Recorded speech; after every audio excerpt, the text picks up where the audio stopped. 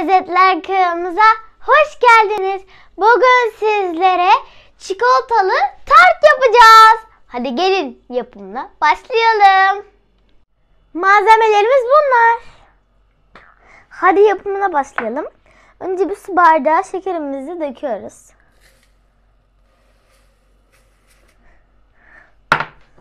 Önce güzelce ezerek karıştırıyoruz.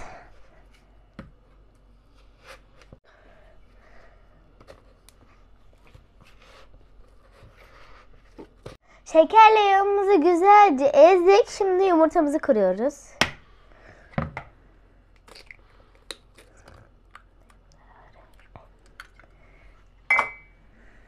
Şimdi güzelce yine karıştırıyoruz. Hemen ardından vanilin ve kabartma tozu döküyoruz. Ve karıştırıyoruz.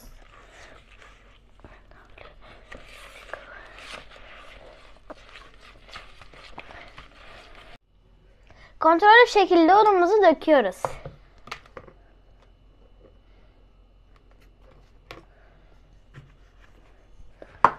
Şimdi elimizle güzelce yoğuruyoruz.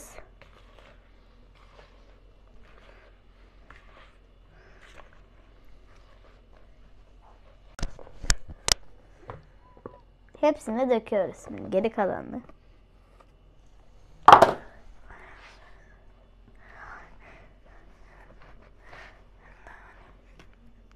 Bu aralar okullar açık olduğu için ben okullara gidiyorum. Bu son videoları annem yaptı. Benim videolarımı daha çok beğeniyorsunuz yoksa annemin videolarını mı daha çok beğeniyorsunuz? Yorumlara yazmayı unutmayın.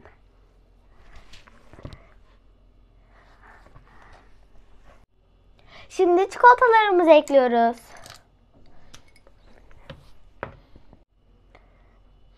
Ve hemen ardından cevizlerimizi ekliyoruz. Elimizle güzelce yoğuruyoruz.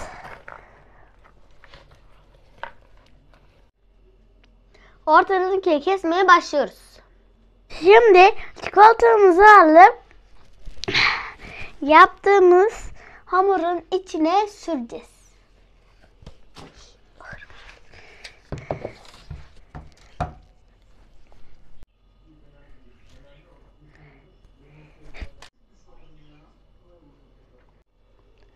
Önceden ısıtılmış 180 derece fırında 20-25 dakika pişireceğiz.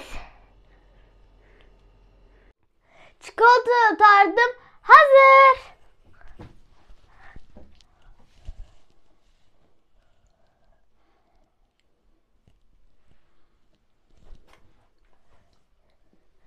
Yine en güzelini ben yaptım. Buradan anneme selamlar. Babacığım kamerayı kapatır mısın? Tabii ki aşkım.